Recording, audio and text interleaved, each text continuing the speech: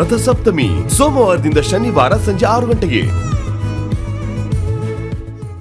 ಅನು ನನ್ ಮೊಮ್ಮಗಳು ಅಂತ ಪತ್ತೆ ಹಚ್ಚಿ ಅವಳನ್ನ ನನ್ ವಾಡೆಗೆ ಕರ್ಕೊಂಡ್ ಬಂದಿಲ್ಲ ಅಂದ್ರ ನನ್ನ ಹೆಸರು ಭೀಮಾಂಬಿಕಾನೇ ಅಲ್ಲ.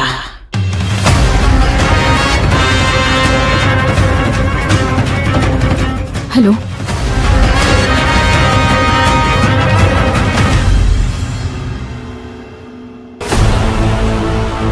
ಆಕಿ ತಂದೆ ಹೆಸರೇನಾ?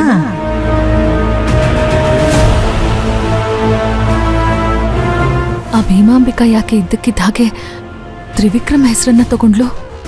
ನಿನ್ ಗಂಡ ತ್ರಿವಿಕ್ರಮ ಹೇಗಿದ್ದಾನ? ಆ ಭೀಮಾಂಬಿಕಾ ನನ್ನ ಹೀಯಾಳ್ಸಕ್ಕೇನಾದ್ರೂ ಈ ಥರ ಮಾತಾಡ್ತಿದ್ದಾಳ? ಇಲ್ಲ, ಭೀಮಾಂಬಿಕಾ ಸುಮ್ನೆ ಹೆದರ್ಸೋಳಲ್ಲ.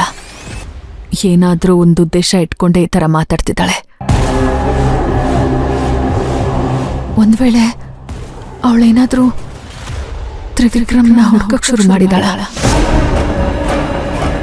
ಅವತ್ ನಾನು DNA ರಿಪೋರ್ಟ್ನ ಚೇಂಜ್ ಮಾಡಿದೆ.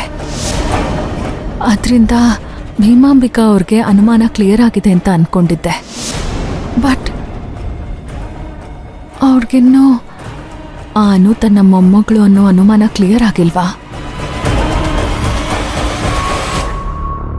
ಭೀಮಾಂಬಿಕಾ ಅನು ಹಿಂದೆ ಬಿದ್ದಿದ್ದಾಳ?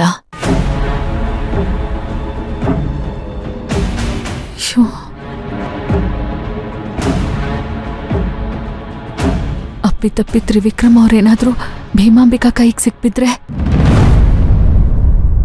ಅನುನ ನನ್ನ ಹತ್ರ ಉಳಿಸ್ಕೊಳ್ಳೋದು ತುಂಬಾ ಕಷ್ಟ ಆಗೋಗ್ಬಿಡುತ್ತೆ.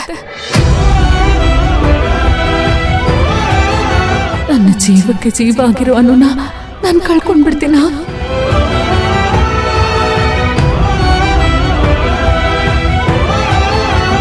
ಇವರೆಲ್ಲ ಸೇರಿ ನನ್ನ ಮಗುನ ನನ್ನಿಂದ ಕಿತ್ಕೊಂಡ್ಬಿಡ್ತಾರ? ನಾನು ಅವಕಾಶನೇ ಕೊಡಲ್ಲ.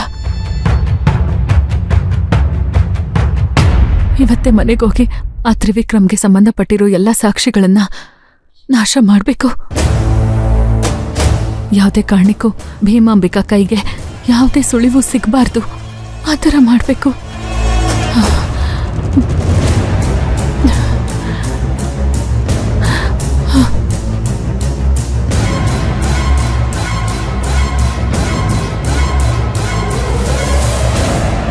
ಹಲೋ ಹಲೋ ಸರ್, ನನಗೆ 2 hours ಪರ್ಮಿಷನ್ ಬೇಕು ಸರ್.